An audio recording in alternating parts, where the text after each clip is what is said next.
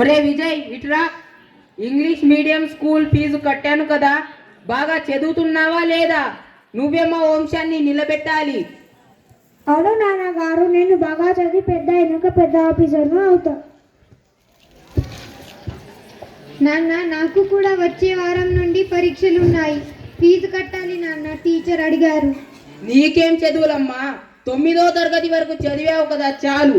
వచ్చే సంవత్సరం పెళ్లి చేసి పంపించాల్సిన దానివి. నీకు ఫీజు కట్టి డబ్బులు ఎందుకు దండగా చేయడం?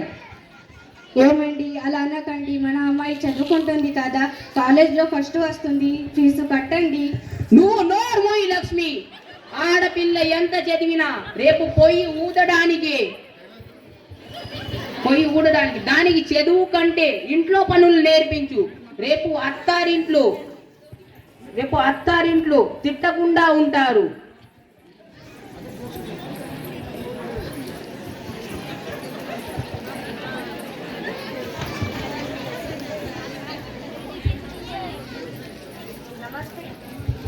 నమస్తే రామయ్య గారు, నమస్తే లక్ష్మి గారు.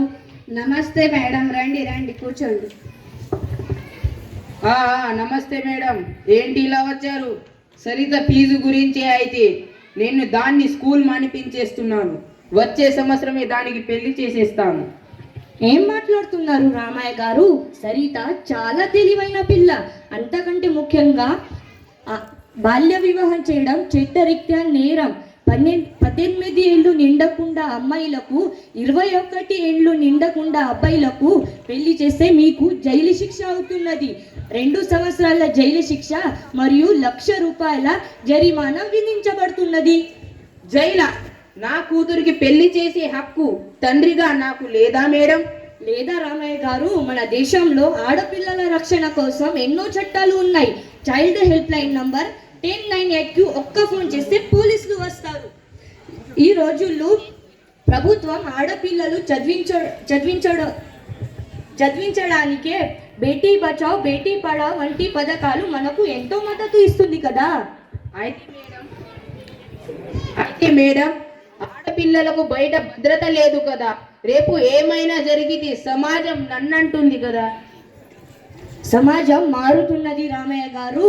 ఆడపిల్లలను ఇంట్లో బంధిస్తే కాదు, వాళ్ళను ధైర్యాన్ని, చదువుని ఇస్తే సమాజంలో తనని తాను రక్షించుకోగలరు.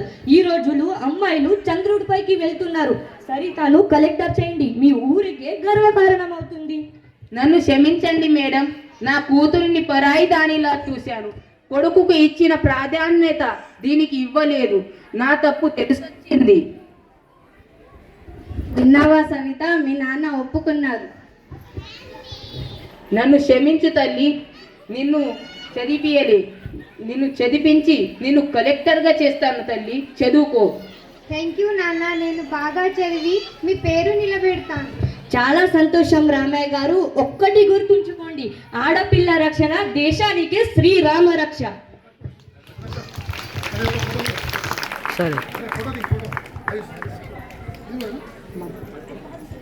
ఆడపిల్ల చదువు దేశానికే వెలుగు. ఆడపిల్ల చదువు దేశానికే వెలుగు. ఆడపిల్ల రక్షణ మన అందరి బాధ్యత.